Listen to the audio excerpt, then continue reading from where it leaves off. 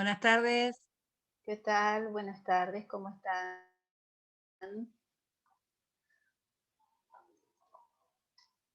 Bueno, ¿me escuchan bien? Perfecto. Bien.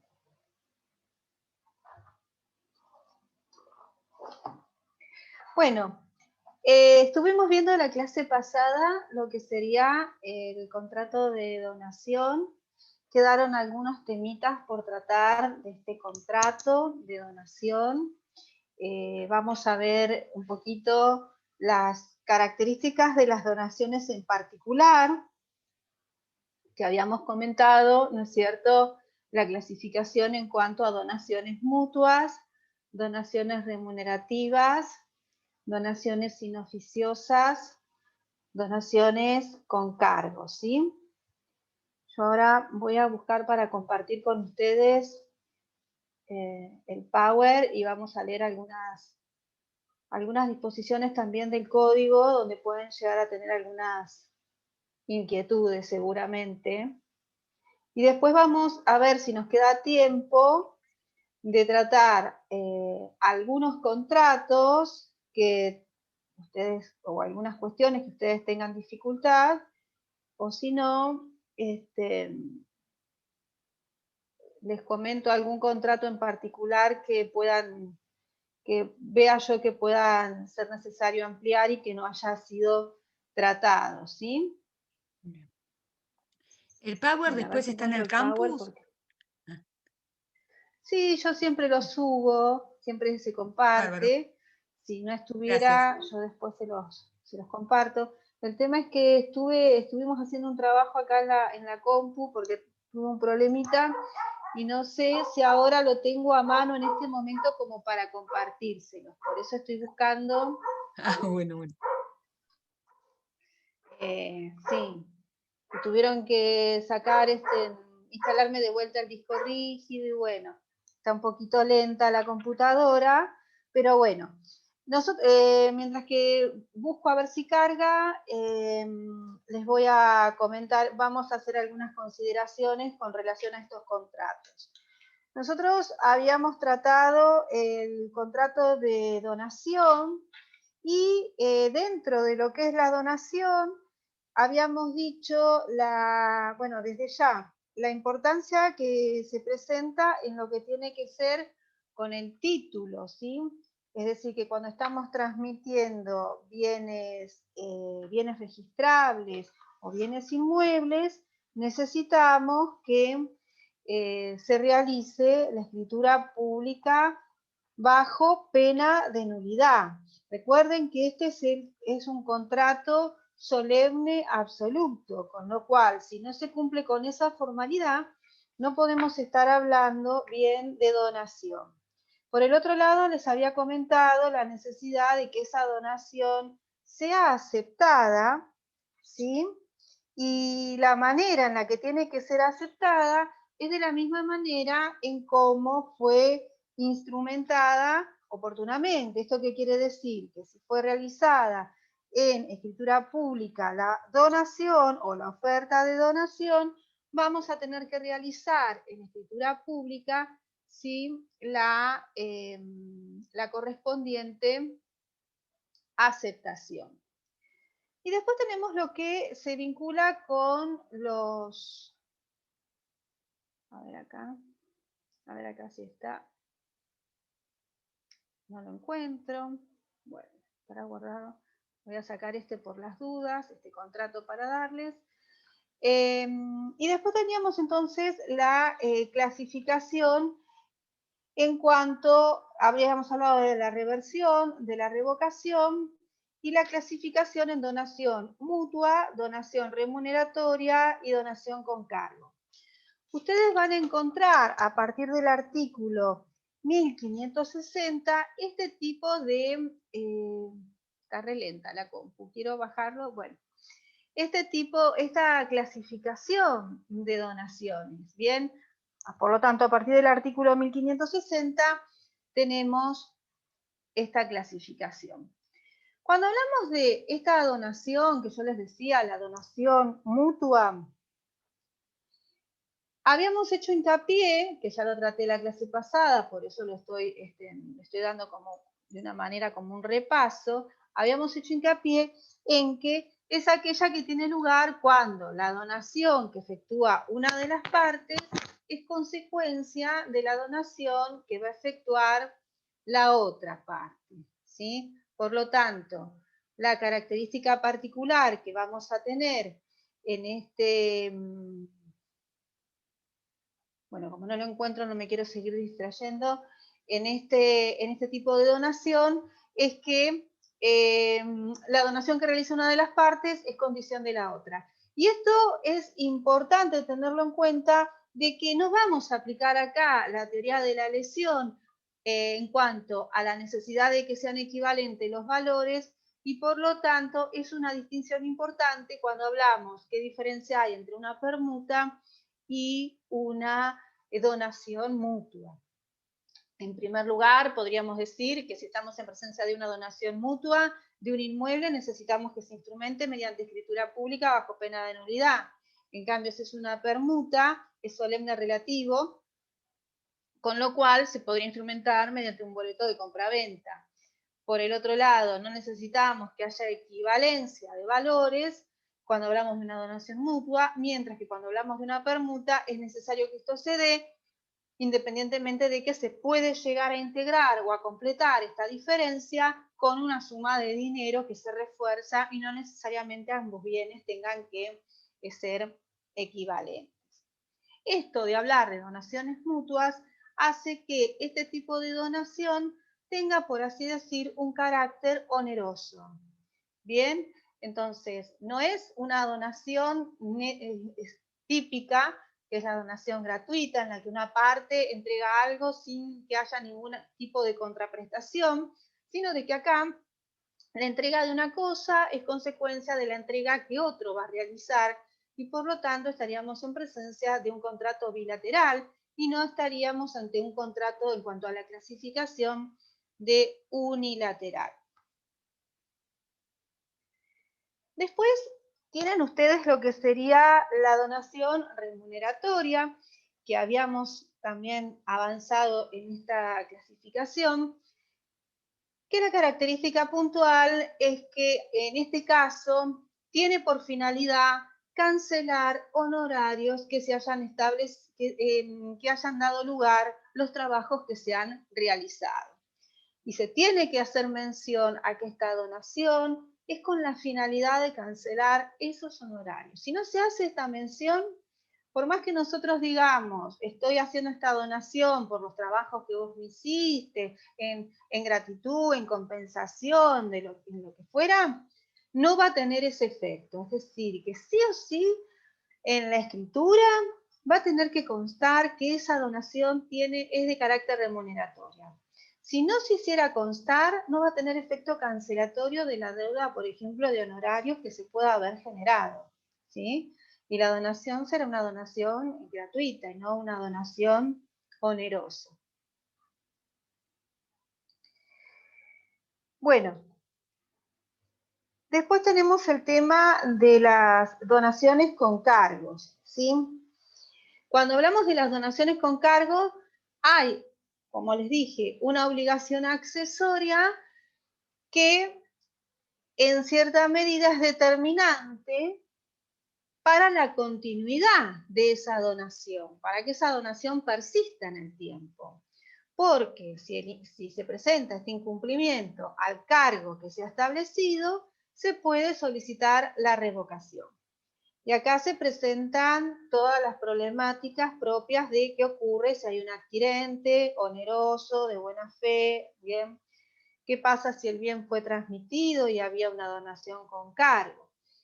Lo primero que voy a decir es que difícilmente una donación con cargo un bien que tiene una donación con cargo vaya a ser transmitido, porque el escribano o quien intervenga en la operación inmobiliaria le va a decir, mira, esta propiedad fue dada en donación y tiene un cargo, con lo cual puede haber alguna situación que dé lugar a algún problema, alguna revocación. Entonces, bueno, esa situación de que la donación tiene un cargo va a constar en la escritura y va a constar en la inscripción. Cuando se pida el informe al registro de la propiedad inmueble, nos va a decir que esa propiedad fue adquirida por una donación con cargo. Entonces, el tercero que adquiere conoce que hay un cargo que se ha establecido y toma conocimiento, o si decimos que obra de buena fe, es haberse instruido, haber tomado conocimiento de qué implicancias tiene adquirir una cosa que fue dada en donación con cargo. No podrá decir, yo desconocía, yo no sabía, porque él tomó conocimiento. Entonces, para el eventual caso que se hubiera transmitido, puede el adquirente ofrecer cumplir el cargo. Si esto, a pesar de tener no es que no se pueda transmitir, pero difícilmente haya personas interesadas en adquirir algo que tenga esta particularidad. Puede llegar a ofrecer a cumplir el cargo para evitar que se proceda a la revocación. Y por el otro lado, que si bien hubiera sido transmitido y se acredita todo esto, la buena fe, título oneroso, que se instruyó, que estaba atento, pues, si la persona que transmitió ese bien ha recibido dinero, podría bien ir con otros bienes, con dinero, con realizar el valor de esa propiedad en otros bienes y de esta manera no afectar a ese tercero que nos va a alegar, desde ya que no lo vamos a poder afectar, que nos va a alegar, si es que nos alega, la buena fe. Sí, querías preguntar algo, Matías. Me pareció que habías levantado la mano. No, Está doctora, bien. disculpe. Bueno, está. Entonces, el artículo 1562 nos dice, en las donaciones se pueden imponer cargos a favor del donante o a favor de un tercero. En este caso, si el cargo se impone a favor de un tercero, contendría en cierta medida la donación una estipulación a favor de tercero. Bien. Sean ellos relativos al empleo o al destino de una cosa donada, o que consistan en una o más prestaciones. Si el cargo se ha estipulado en favor de un tercero, el donante y sus herederos pueden demandar su ejecución, pero solo el donante y sus herederos pueden revocar la donación por inejecución. Es decir, que el cumplimiento lo puede demandar el tercero, como cuando hablamos de la estipulación, ¿no? Pero cuando hablamos para pedir la resolución no va a tener entidad, no va a poder reclamarlo, sino de que quien lo puede reclamar es el donante o sus herederos. Si el tercero ha aceptado el beneficio, me voy a poner los anteojos, el tercero ha aceptado el beneficio representado por el cargo, en caso de revocarse el contrato, tiene derecho para reclamar al donante, igual que cuando veíamos la estipulación a favor de tercero. Se revoca ese beneficio, se revoca el tercero que podía hacer, reclamar los daños por esa revocación al que le había establecido el beneficio, sea al donante o en su caso a sus herederos. El cumplimiento del cargo sin perjuicio de los derechos contra el donatario. Imagínense que se establece un cargo que tenga como beneficio que todos los veranos del 1 al 15 de enero la casa que se donó de España la va a utilizar mi sobrina, ¿no? Bueno, y yo, habiendo estipulado esa cláusula, esa donación, ese beneficio a favor de tercero, estoy cancelando una deuda que tengo con mi sobrina. Mira, yo te debo $15.000. Bueno, mira, no tengo los $15.000. La casa la voy a donar porque no la puedo vender y le voy a decir que te permita a vos vacacionar. Si esta persona incumple el cargo, no le permite a mi sobrina poder ir del 1 al 15 de enero a España y habitar en el inmueble, y yo dejo sin efecto esa donación, mi sobrina me puede reclamar a mí por esa estipulación que ahora ya no va a tener más a su favor. ¿Está? Porque le estoy quitando a ella un beneficio.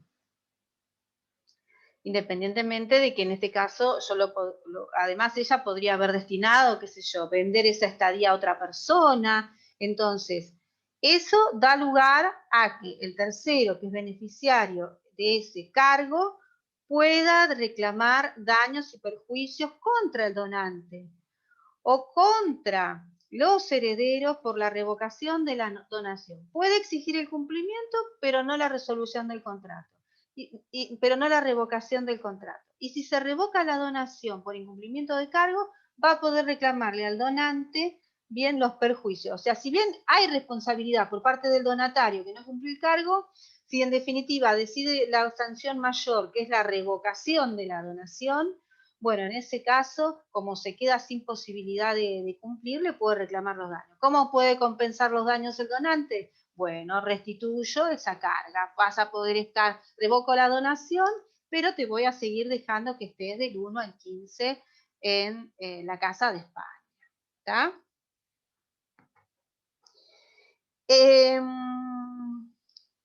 Después tienen el 1563, que les dice el donatario solo responde por el cumplimiento de los cargos con la cosa donada y hasta su valor, que era lo que yo les decía, si es que la ha enajenado o ha perecido por hecho suyo. Queda liberado si la cosa ha perecido sin su culpa. Qué término feo, perecido, ¿no? No sé, me parece un término nuevo, perecido. Han creado palabras nuevas estos legisladores. Perecido, no sé, hubiera perecido, pero dice, ha quedado, dice, no sé, perecido. Bueno, que queda sin efecto. En ese caso, bien, si la cosa, entonces lo que va a poder reclamar, si la cosa se vendió, va a ser el valor, ¿no? Si la cosa se destruyó sin culpa, pensemos en, pobre, lo que pasó en Miami, ¿vieron? Se vino abajo. Ahora digo yo, ¿cómo hacen los edificios allá en Miami? Bueno, ahí tienen para estudiar, contrato de obra, responsabilidad del constructor, del director, del proyectista, plazo de prescripción, duración, cómo es la obligación entre ellos, la obligación solidaria. Es un lindo tema para estudiar, si quieren. Bueno. En ese caso no tiene responsabilidad el donatario si se destruyó sin culpa de él, ¿no? Bueno. Después tenemos el alcance de la onerosidad. Las donaciones remuneratorias o con cargos se consideran como actos a título oneroso en la medida en que se limite a una equitativa retribución de los servicios recibidos o en que existe equivalencia de valores entre la cosa donada y los cargos impuestos. Por el excedente, que era lo que siempre les dije, se aplican las reglas de las donaciones. Yo regalo un auto a la persona que hizo la sucesión y resulta que lo que le tenía que abonar de honorarios era 20.000 pesos y el auto vale 180.000, bueno, evidentemente en lo que excede hice una donación. Si hubiera sido a la inversa, la donación fue del abogado por su trabajo, podríamos decir. Y después tienen donaciones inoficiosas. En 1565 se considera inoficiosa la donación cuyo valor excede la parte disponible del patrimonio del donante. A este respecto se aplican los preceptos sobre la porción de la legítima. Bien, cuando una persona muere, se empiezan a analizar los actos de disposición que ha realizado con relación a su patrimonio.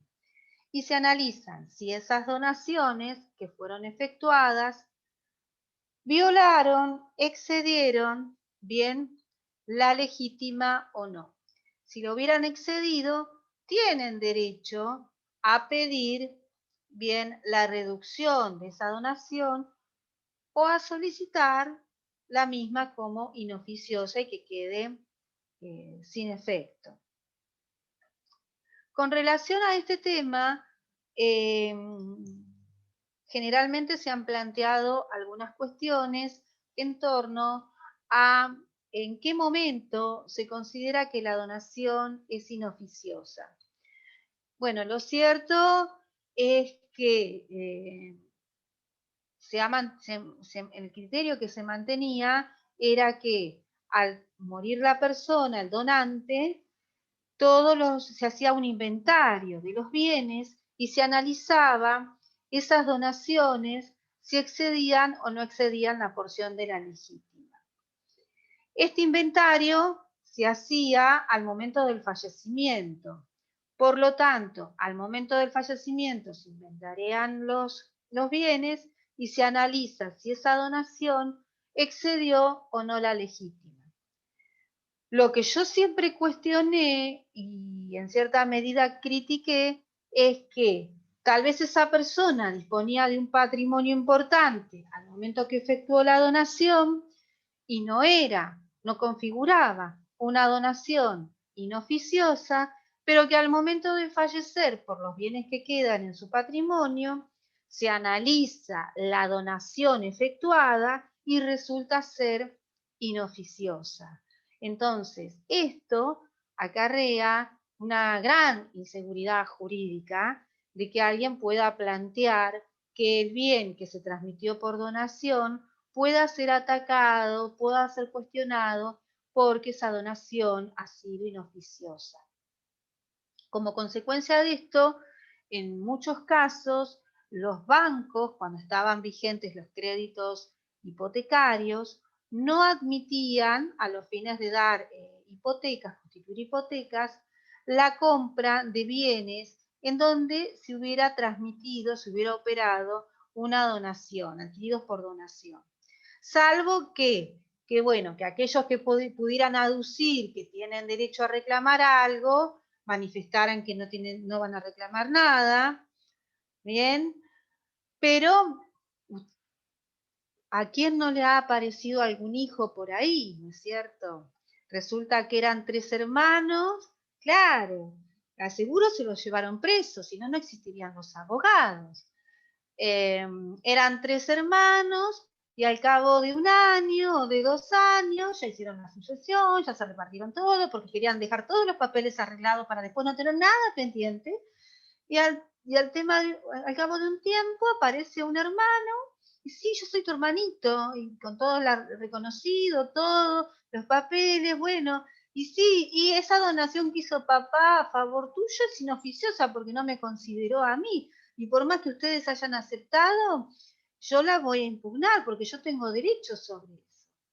Entonces, esta situación con relación al tema de las donaciones genera tensiones.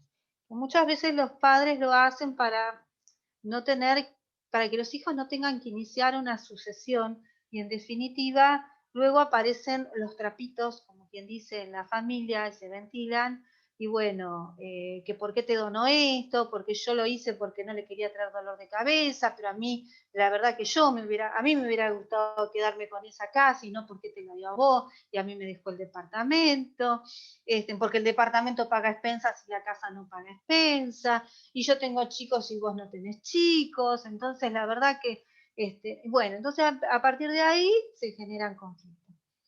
Entonces, el tema de la donación es un tema que siempre ha dado lugar a controversias. Bien, un poquito entonces esto como para ir manifestando, ¿no es cierto?, ir terminando el tema de la donación. Y no sé cómo han quedado con el resto de los contratos o si quieren que les comente algunos temas troncales, generales de parte especial, como un repaso general para ir, si quieren, les doy Bárbaro. un punteo, por así decir, Bárbaro. Gracias. de temas ¿eh? De temas que capaz que ustedes dicen, ah, pero esto era importante, ¿no? O yo estudié todo, pero esto pensé que no me iban a preguntar, qué sé yo, o Bárbaro. que no era tan importante. Muchas Entonces gracias. vamos a ir marcando un poquito esas cuestiones, ¿sí? Cuando tenemos el contrato de compraventa, bueno, desde ya, saber, ¿no es cierto?, que no vayan a decir que es solemne absoluto, porque es solemne relativo, saber lo que significa solemne relativo, y el tema del boleto de compraventa, qué implicancia tiene la reforma en cuanto a la posibilidad bueno, está la posibilidad de reclamar la escrituración, el porcentaje de lo que se hubiera pagado, hay una registración donde se deberían de inscribir estos boletos. Bueno, después lo que sí, las cláusulas especiales, la cláusula de retroventa, la cláusula de reventa, las cláusulas de... ahora no tengo programa, pero bueno, la parte de cláusulas especiales, eso es importante cómo está regulado. Después, en cuanto a locación, voy a ir pasando así, compra-venta, desde ya los conceptos, pero no dejen de ver las cláusulas especiales. Locación, y bueno, locación es el contrato estrella, para mí es el contrato estrella, saber los plazos mínimos, las excepciones a los plazos mínimos, la rescisión, la facultad de rescindir el contrato, cómo opera con la modificación, y qué pasa con esto cuando muere el locador y cuando muere el locatario, quién continúa con la locación. Y después lo otro que podría ser la cláusula de cuando se enajena la propiedad, bien, ¿qué efecto tiene que se pacte una cláusula de finalización del contrato? ¿Qué es lo que pueden entender? ¿Qué es lo que tienen para decir? Eh, puede, o sea, yo voy a hacer un poquito, les voy a mostrar las dos versiones acá. Situación actual, Mar del Plata. Abril 2021, una familia busca una propiedad para alquilar, una casa en zona norte, la única casa que aparece, hay una sola casa que aparece disponible, y le dicen, está en alquiler, pero a partir del segundo año tienen que permitir que se pueda mostrar la casa para venderla, y si se vende, los van a indemnizar con 2 meses de alquiler y se van a tener que ir en 30 días. Situación actual, no se consiguen propiedades para alquilar, yo les pondría a ustedes a que busquen casas para alquilar para un matrimonio con los chicos en zona norte y no van a encontrar. Y es esa la situación. ¿Qué podemos pensar de esa situación? Bueno, se pueden producir dos miradas, A y B, blanco y negro. Una mirada que diga, bueno, vos sabías que era así, vos firmaste y ahora aparece un comprador, tenés que estar dispuesta a mostrar la casa y si aparece y hace una reserva, te tenés que ir. Porque los contratos se hacen para ser cumplidos y así, esa era la condición. La otra mirada es, estamos ante una situación donde no hay propiedades en alquiler, esa cláusula fue abusiva, en cierta manera, y se configura un vicio de lesión porque estaba aprovechándose de una persona que estaba en una situación de necesidad por instalarse en una vivienda, reuniendo los requisitos, pagando mensualmente, religiosamente, y ahora, bueno, se le impuso esa condición. Y yo podría poner otra tercera mirada. ¿Y no será acaso una manera de burlar el plazo mínimo de ley, que hoy es de 3 años, y me dicen que tiene un candidato para la compra y resulta que es mentira y así mi contrato va a durar 2 años? Bueno, qué problema, ¿no? Qué situación. No hay una respuesta correcta, no es un múltiple choice, ¿cuál es la respuesta correcta? No, acá no hay una respuesta correcta, sino que se tratará de argumentar de la mejor manera para que ante un conflicto judicial el juez resuelva de acuerdo a quién estamos representando.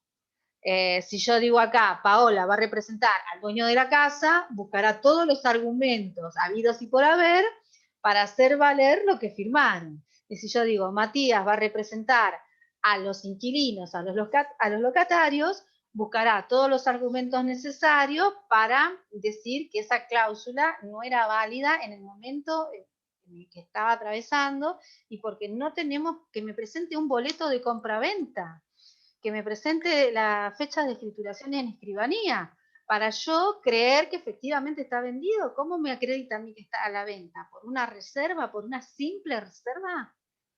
Bueno.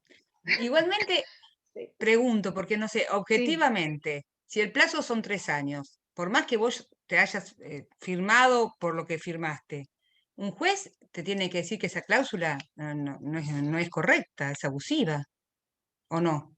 Sea por lo que fuere, es contraria a ley, Bueno, vos vas a estar ¿o no? defendiendo más al locatario. Y no, pero me Para parece... mí, concretamente, yo estoy a favor tuyo, yo estoy a favor de tu criterio, sí. Pero también se puede establecer como una excepción y una condición particular que han tenido en Sí, cuenta, y hay que ver hasta qué punto viola o no viola las disposiciones de orden público en cuanto a que el contrato tiene que durar 3 años. sí, no, eso es tremendo, sí, sí. Para Pero bueno, mí, la ley está. Para mí, claro, para mí, claro, para mí esa cláusula no es válida, pero de hecho a esta gente le pasó. ¿Bien? Ah, mira, es un caso Entonces, de verdad. bueno, nosotros, Es un caso de claro, verdad sí, sí, sí, verídico. sí, Ah, sí. pensé que se te había ocurrido. Es Ah, verdad, tremendo. Más triste. Ah, no. Ah, horrible. es Ah, verdad, es verdad, es ah, verdad. Y aceptaron. Bueno, sí, buscan, hace 3 meses que estaban buscando casa, encontraron una casa claro. Más y sí, dice, pero ahora, dentro de 2 años, nos va a pasar esto. Y bueno, claro. sí, yo tengo la buena fe de que realmente sea un comprador y de acá que la venda, no creo que la vaya a vender. Y si la Sí, vende, claro, estás 2 años, horrible, claro. No, no, y no. si la vende. Pensé que era Porque un lo caso primero de que hizo estudio. la señora fue preguntarle, claro, lo primero que hizo la señora fue preguntarle, ¿y cuánto pide por la venta? Imaginemos que era una casa que vale 180.000 y le dice 320.000. Ah, no, 320.000, esto no lo va a vender, está bien, alquilo tranquila porque sé que no lo va a vender. Bueno, Claro, no sé, si dentro de 2 años no lo termina vendiendo en 100.000, claro, claro.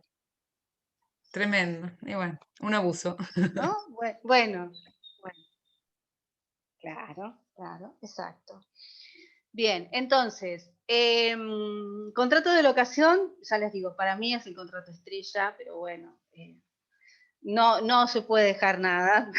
No, en ese contrato, les digo, es el corazón, por así decirlo. Después tenemos los otros contratos, el contrato de obra, el contrato de servicio, y acá es importante que sepan distinguir cuando hablamos de obligación de medios y obligación de resultados. Siempre que hablamos del contrato de obra, estamos hablando de que se crean, se establecen obligaciones de resultados. Yo me comprometo a terminar con el cielo raso del departamento. Yo me comprometo a edificar 3 pisos para hacer una ampliación. Yo me comprometo a reparar toda la fachada del edificio. Entonces, sí o sí tiene que cumplirse con ese resultado que se asume como consecuencia del contrato de obra. En el contrato de obra, saber las distintas modalidades de contratación. Sepan ustedes que la modalidad que mayor garantía da para el que encarga la obra es ajuste alzado, es decir, en donde el precio va a ser invariable, no se va a poder modificar por el incremento de los materiales y de la mano de obra. En un país con cierta estabilidad, esto se podría llegar a pactar. Pero el hecho de que esté esta modalidad no impide que no se pueda alegar la imprevisión o imprevisibilidad para el caso de que se produzca un aumento extraordinario y excesivo que haga imposible cumplimiento del contrato. Por ejemplo, yo me encargo de hacer la obra de gas, ¿no? Y soy una empresa que se encarga de hacer todo lo que es obra de gas en un edificio. Pasamos un presupuesto, no sé, no tengo ni idea, pero qué sé yo, pasemos un presupuesto en 300.000 pesos.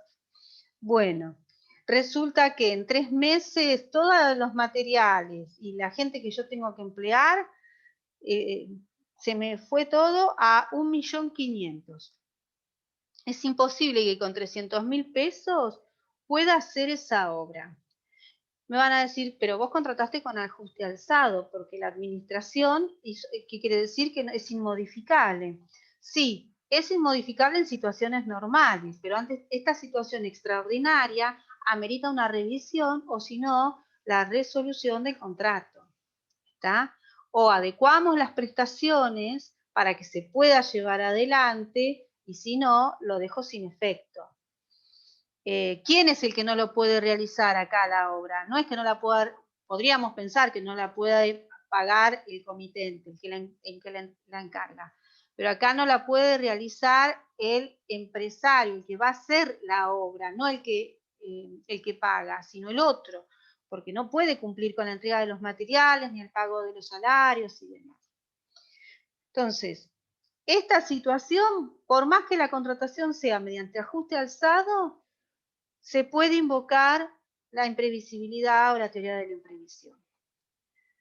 Lo otro tiene que ver con el artículo 1255 del Código Civil y Comercial. No sé si lo vieron a esto con la doctora Bricio o con Damián Bess. El artículo 1255 lo que establece es algo que la mayoría de los profesionales estamos últimamente cuestionando, ¿sí? Que tiene que ver con la posibilidad de que los jueces reduzcan el monto de lo que hay, de los servicios, de la obra, de lo que hay que abonar cuando sea considerada excesivamente onerosa. Entonces faculta al juez a salirse de lo que se hubieran pactado las partes. Yo quisiera saber si al juez le gustaría, perdón, me están grabando, pero bueno, que el defensor del pueblo hiciera una presentación porque considera que es excesivamente oneroso lo que a ellos se les paga, ¿no? Entonces hay que pagarles menos. Entonces esto incluso atenta contra las leyes, perdón si hay alguien que tiene familiares, hijos, amigos, conocidos que son jueces, pero eso atenta contra las leyes arancelarias, ¿sí? Entonces, van a ver que conforme los colegios de profesionales, arquitectos, peritos o, qué sé yo, médicos, hay un arancel para cobrar o se han obligado a realizar el contrato bajo determinado valor de prestación y luego el juez dice, sí, pero de acuerdo a las circunstancias del caso, es excesivo eso. Y no solamente aplican este 1255, sino que hacen un relato valorativo indicando lo inmoral que resulta aplicar ese criterio para establecer el precio, ¿no? Ese criterio que hayan acordado.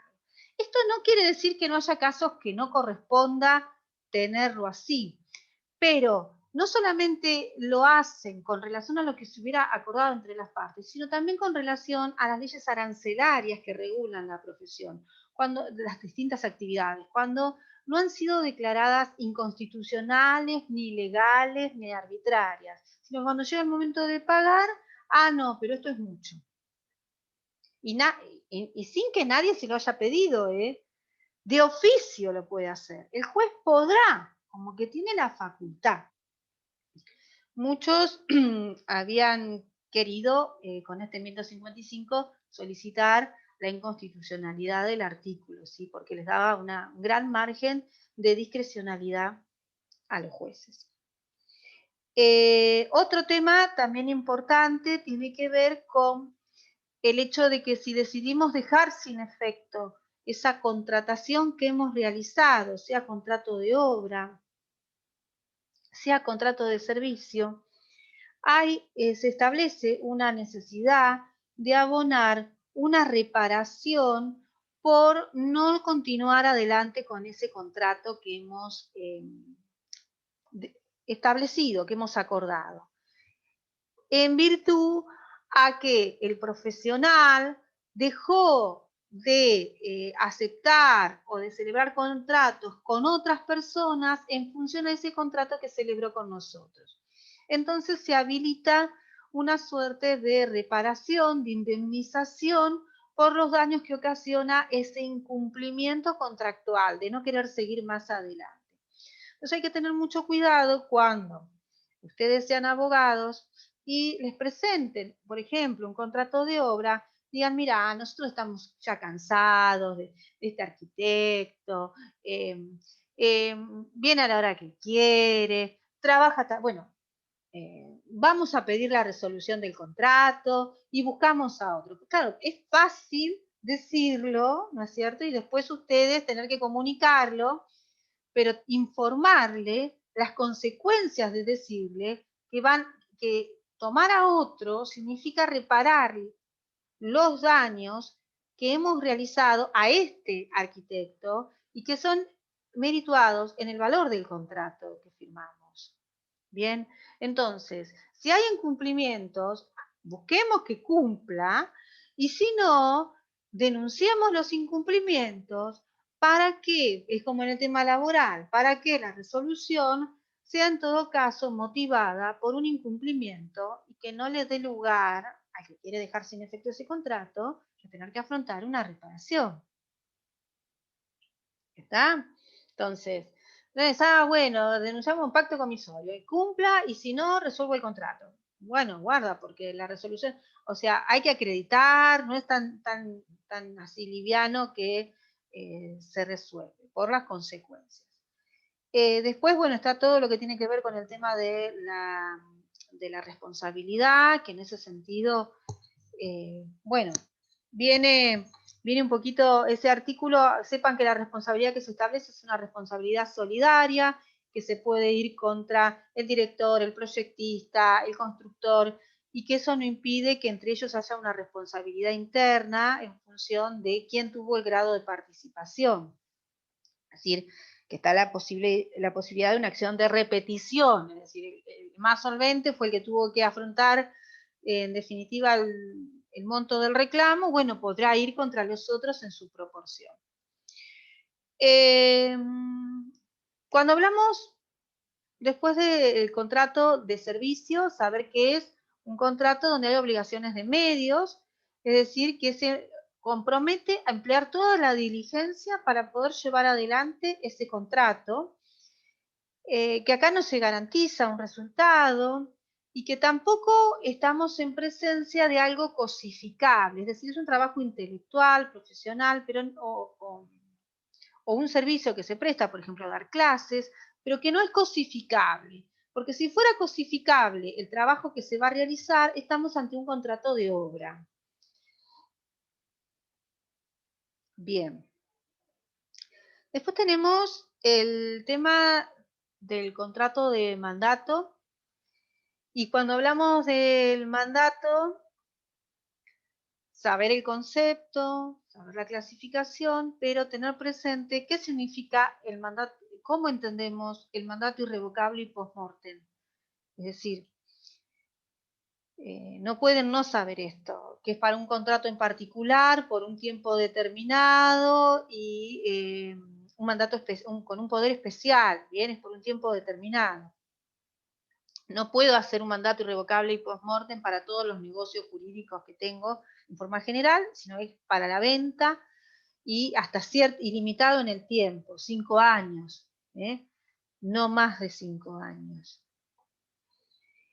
Después, dentro de las obligaciones que tiene el mandatario, saber bien la obligación de rendir cuentas, en qué consiste, la obligación que tiene que ser documentada, que tiene que tener los comprobantes, que si hubiera un saldo a favor del mandatario, que es el que realiza el acto jurídico, le tiene que abonar el gasto, que en principio es oneroso, excepcionalmente es gratuito el contrato de mandato. ¿Mm? Y es para realizar uno o una serie de actos jurídicos. Puede haber con representación, ¿no es cierto? Y sin representación, saber en qué consiste el mandato oculto. Y el tema principal después, o uno de los temas principales, tiene que ver con la extinción por muerte, que ocurre por muerte del mandante o por muerte del mandatario.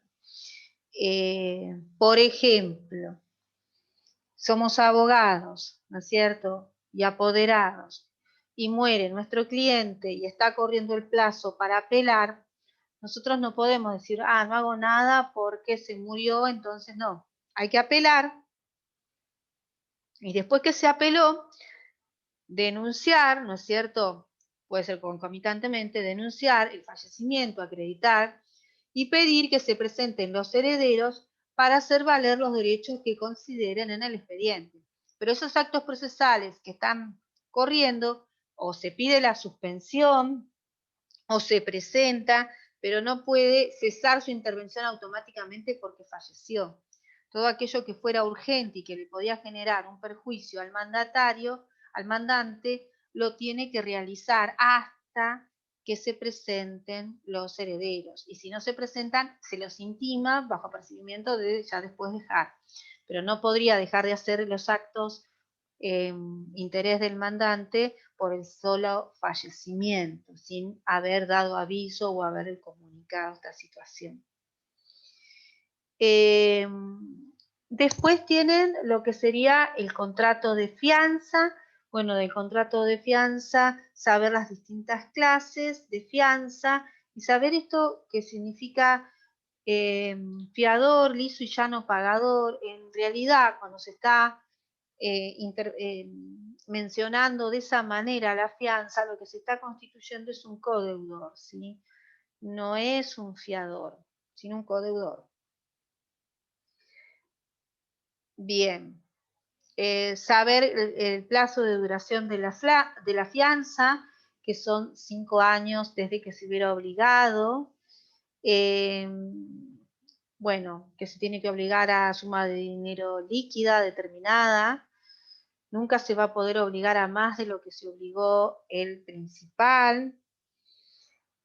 Bien.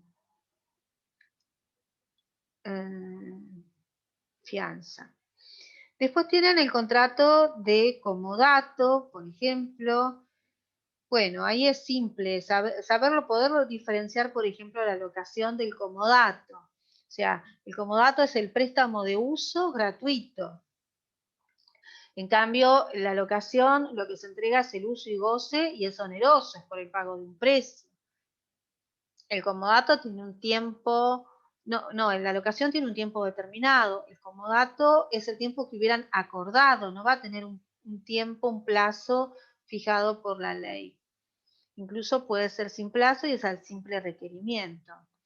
Y después está la situación de poder solicitar la finalización del comodato cuando estuviera ante una necesidad el comodante, es decir, el dueño de la cosa, y aunque tuviera plazo, puede llegar a pedirla anticipadamente, ¿sí? Entonces, esta es otra diferencia con relación a la locación.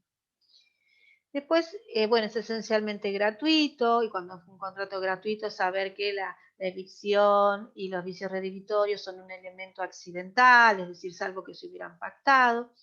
Después tenemos lo que sería el contrato de mutuo. Bueno, cuando hablamos del contrato de mutuo, saber en qué consiste el anatocismo, que tiene que ver con la capitalización de intereses,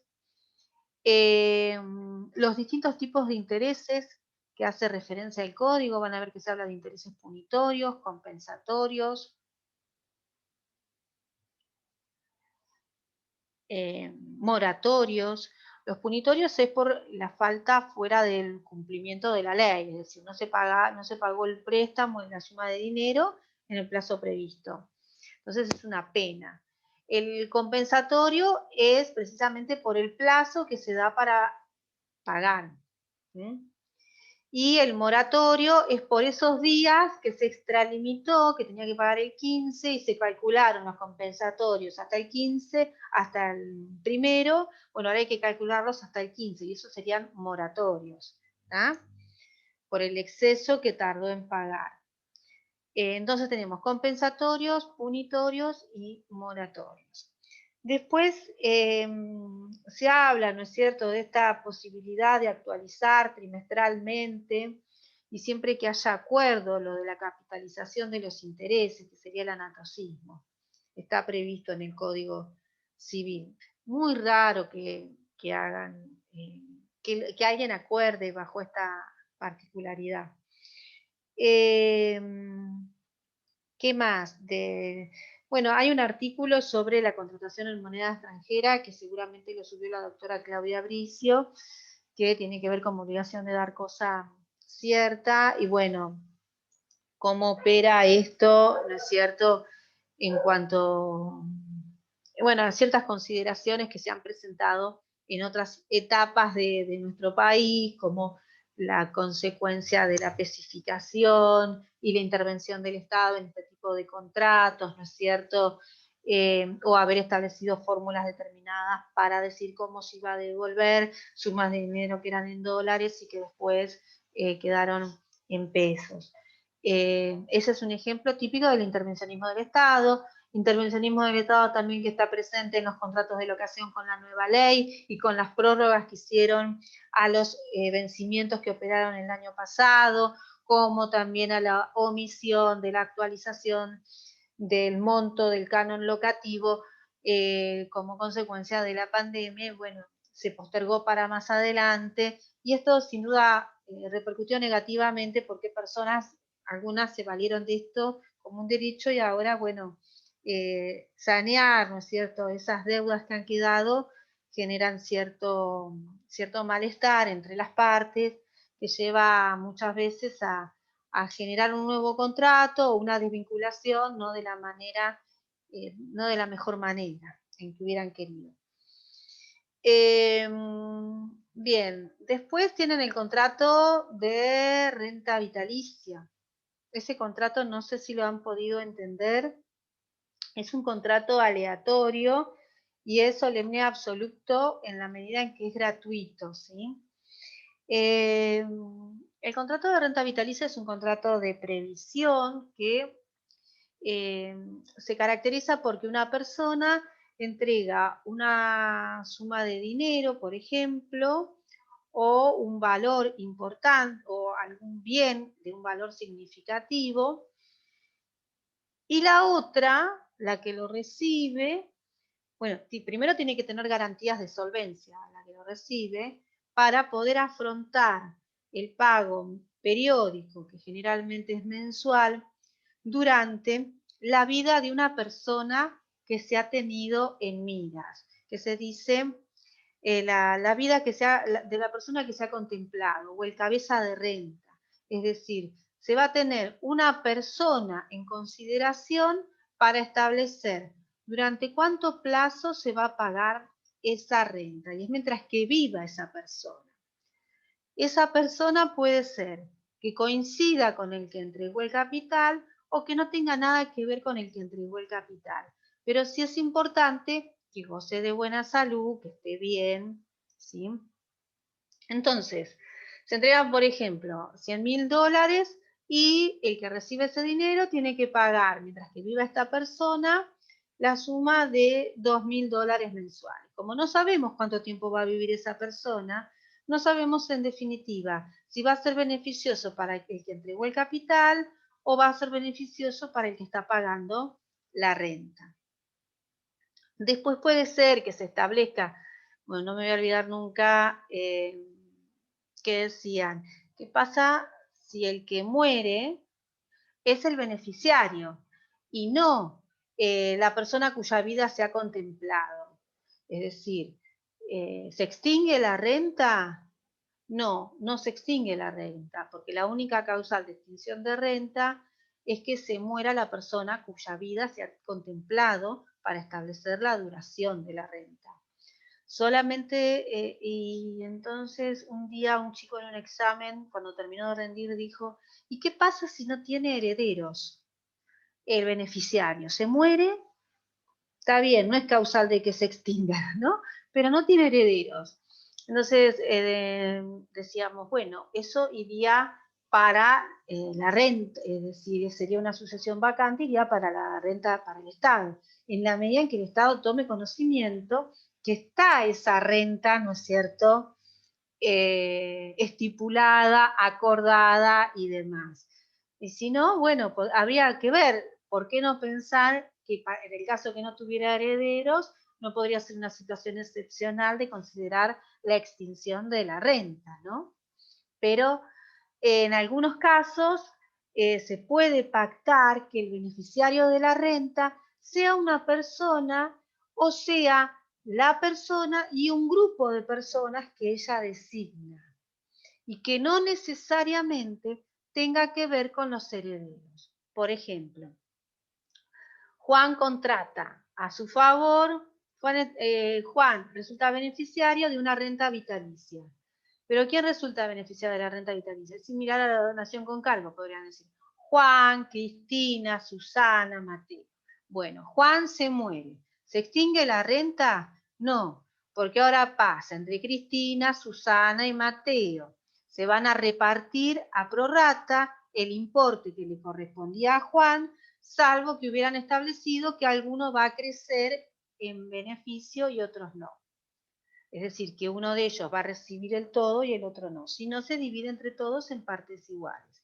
Entonces, si son varios los beneficiarios, la muerte de uno no extinguiría la renta vitalicia porque continuaría con los otros beneficiarios. Es interesante ese contrato. De todas maneras, ustedes dirán, ¿cuándo lo vamos a ver? Bueno, a mi estudio llegó un contrato de renta vitalicia que cuando lo vi dije, a ver, ¿cuándo voy a ver todo esto? Todo con un papelito que parecía un cheque, claro, porque era la escritura en su momento, años A, y quien había constituido la renta vitalicia, en este caso, era el sobrino y el tío le tenía que pagar una mensualidad. El sobrino había entregado una suma de dinero para que el tío le pague de por vida una mensualidad. Y esta suma de dinero era importante, qué sé yo, era el equivalente a un departamentito, no sé. Bueno, importante entre comillas. Hay que ver qué vida tuvieron en contemplación, si la vida del propio beneficiario, si la vida del tío que iba a pagar, si la vida de una tercera persona, un familiar, bueno. Y había un incumplimiento ahí. Había un incumplimiento de la renta vitalicia y habían pasado 8 años sin que se exigiera nada. Les digo, bueno, si pasaron más de 5 años y nunca se reclamaron nada, a mí me da a entender que está prescripta la acción. O sea, tendríamos que ver, ¿no es cierto?, qué podemos reclamar, si hubo algún acto que interrumpió o suspendió el curso de la prescripción, o si tomamos cada periodo en todo caso independiente del otro y la deuda está prescrita, pero podemos empezar a reclamar de ahora en adelante. Bueno, todo un caso. En ese supuesto dijo, no, yo no quiero tener problema con mi tío, él ya me pagó lo que me tenía que pagar, yo quería saber si esto tenía valor, si esto servía, y bueno, ¿qué podía hacer con esto? Yo si llegaba a necesitar plata, bueno, quedó ahí. Anecdótico. Bien. ¿Qué otro contrato más? A ver, chicos, si me refrescan un poquito la memoria. ¿Alguno más? Esos son los más importantes. Después están los contratos atípicos, pero bueno, ese contrato le gusta preguntar a la doctora Bricio, que tiene que ver el contrato de informática, algo así informático, que puede ser que lo que claro, como un contrato atípico, que puede ser que lo que se hace sea instalación de un programa o reparación de una computadora y es en función al servicio que se realiza.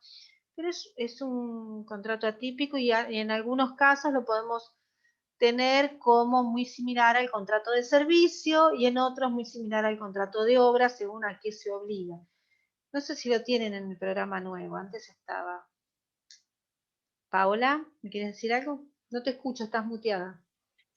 No, no, me parece que estaba el de recreación también, ¿no? Contrato de recreación, de Ah, sí. juego. Sesión y sesión. Ah, sesión Ah, también. sesión. Ese. El gran sesión. Sesión.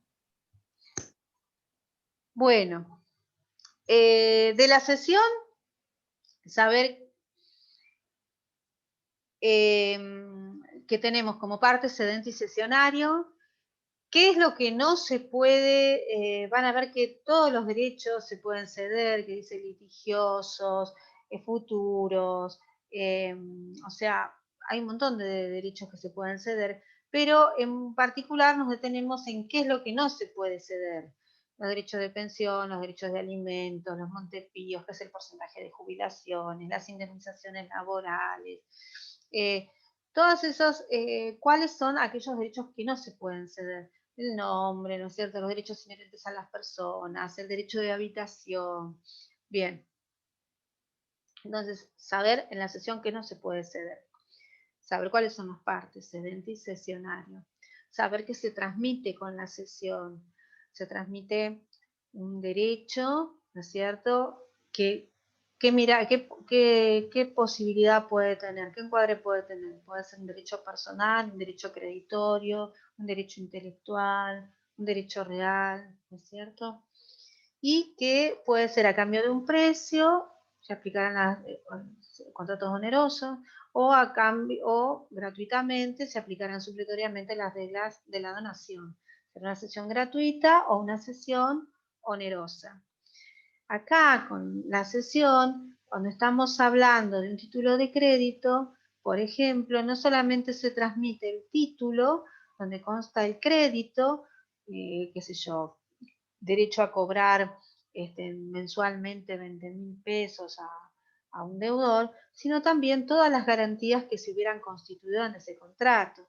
Si ese contrato tenía un fiador, si ese contrato tenía una fianza, si ese contrato tenía una prenda, una hipoteca, se transmiten junto con la cesión. No se garantiza la solvencia, salvo que se hubiera pactado expresamente o que hubiera obrado de mala fe el cedente. Después hay una situación muy particular que tiene que ver con la notificación de la cesión. Yo no sé si eso lo entendieron o no. La notificación de la cesión implica que cuando se cede un crédito, por ejemplo, ¿qué vamos a tener? Vamos a tener al acreedor y al deudor. ¿Quién está cediendo el crédito? El acreedor. El acreedor cede el crédito. Entonces, el acreedor va a pasar a ser cedente y el nuevo acreedor va a ser el cesionario. ¿Qué hay que hacer? Hay que notificarle al deudor cedido esa cesión para que realice el pago al verdadero acreedor. ¿Cómo se realiza esta notificación? En forma fehaciente, mediante carta documento. ¿Y por qué es importante la notificación al deudor cedido? ¿No? ¿Por qué es importante? Primero, para que el deudor sepa a quién le tiene que pagar, ya no le va a pagar más al acreedor original, sino le va a pagar al nuevo acreedor, que es el cesionario. ¿Y por qué también es importante? Por esto, y quiero que lo entiendan, ustedes saben el principio general, que el patrimonio del deudor es garantía del acreedor. Bueno, ahora nos vamos a salir del deudor que estamos cediendo y vamos a pensar en el acreedor que está cediendo, el acreedor original. Ese acreedor original puede ser que tenga acreedores y que él a su vez sea deudor. Entonces, miren qué rebuscado. Imaginemos que este acreedor original, bien, cede ese derecho que tiene para cobrar, cede ese crédito y sus acreedores, ¿me van siguiendo? Sus acreedores ven disminuido los derechos para ir contra ese crédito.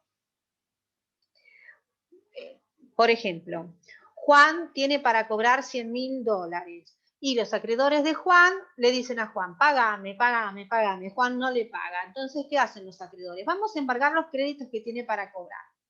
¿Qué pasa? Si Juan hace la cesión y notifica al deudor de la cesión antes de que llegue el embargo por los créditos que él tiene para cobrar, los acreedores del acreedor de Juan, es decir, los acreedores de Juan, no van a poder cobrarle al deudor porque ya se notificó la cesión.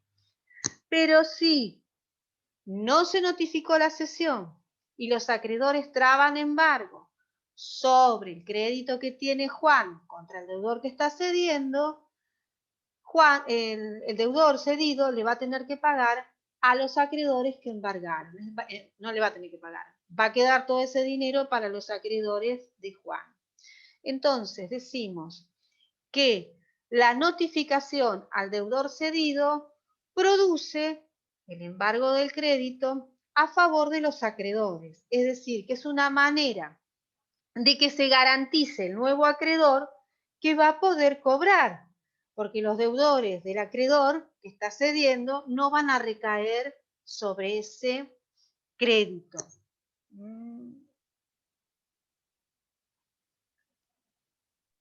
No se usa para... Más o menos.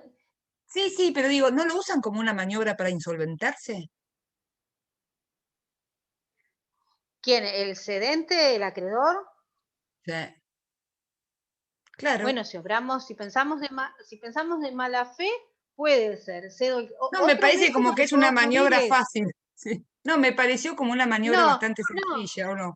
generalmente lo que pasa es lo siguiente. Una persona que cede un crédito es porque necesita liquidez. El efecto. Entonces, no puede estar esperando 30, 60, 90 días a que su deudor le pague. Necesita cash. Entonces, si le cede el crédito a otro, le va a dar el efectivo, pero no le va a dar el importe del crédito que le está transmitiendo.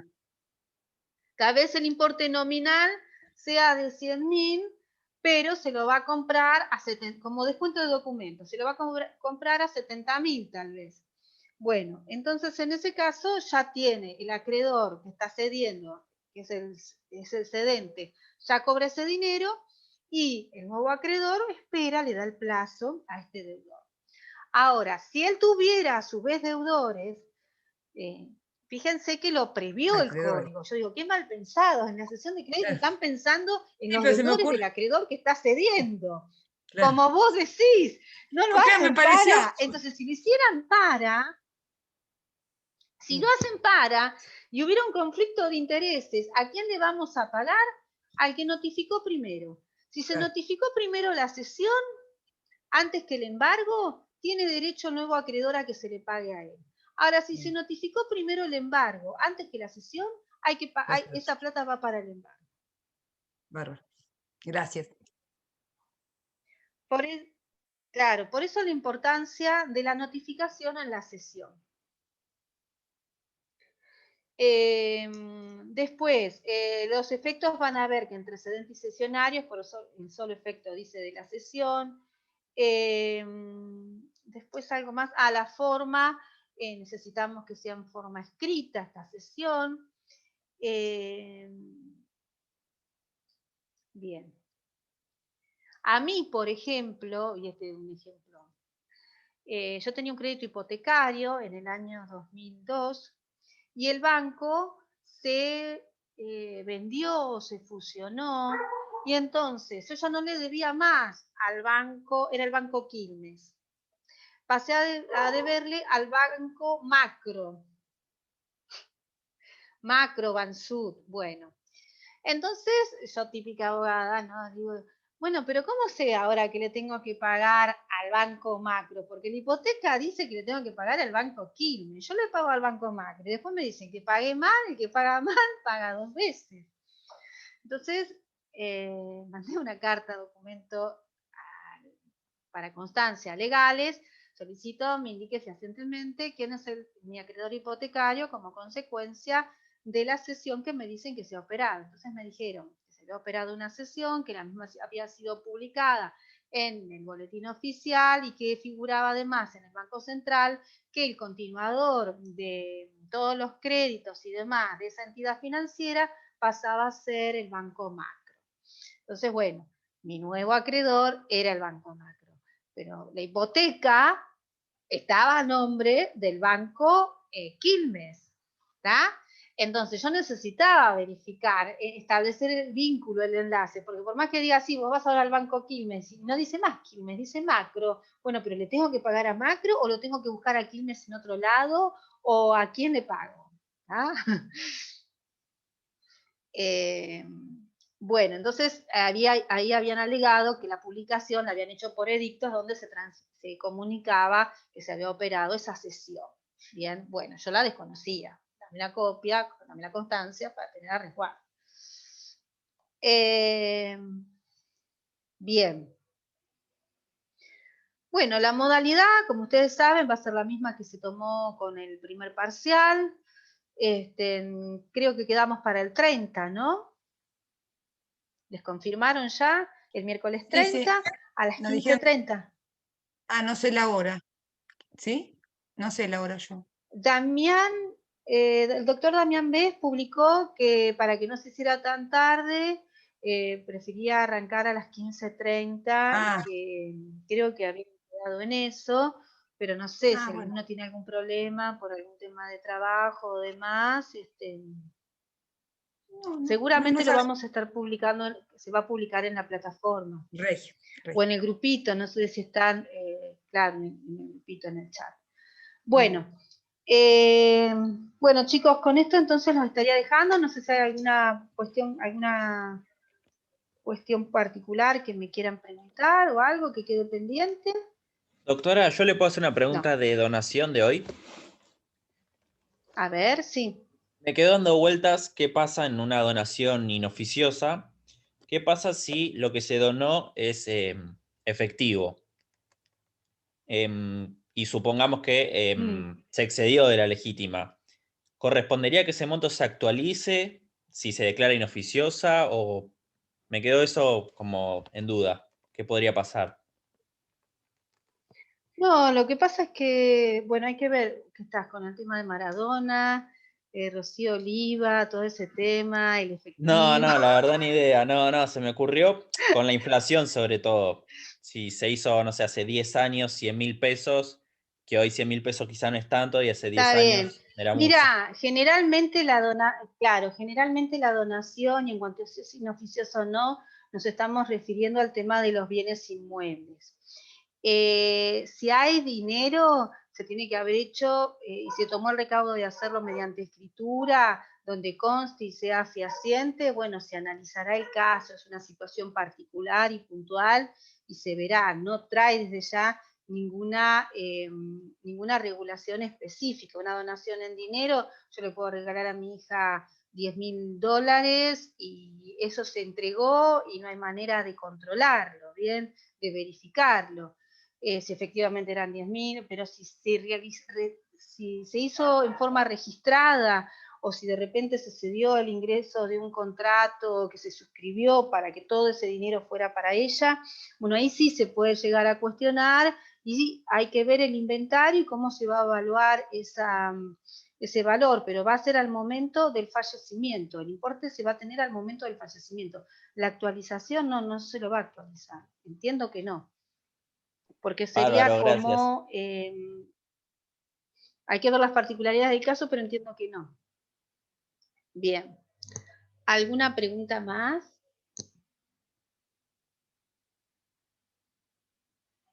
Bueno, listo chicos, nos vemos entonces el 30. Chau, chau. Regio, muchas gracias, adiós. Gracias, profe. No,